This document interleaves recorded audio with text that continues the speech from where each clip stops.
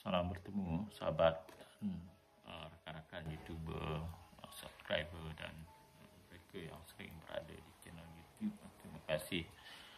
Malam ini saya ingin membawa satu perkongsian ringkas dengan sahabat rakan berkaitan dengan wang replacement note yang berada di pasaran yang masih berada dalam edaran di negara Malaysia.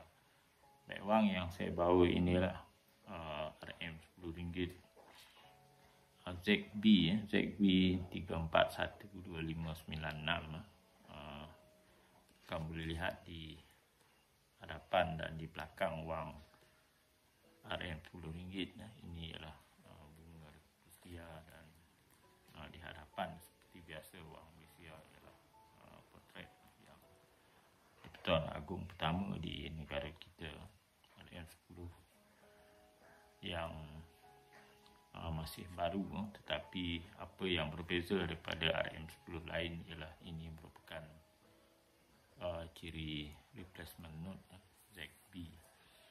Baik, sekian saja perkongsian ringkas berkaitan dengan wang replacement note ZB RM10.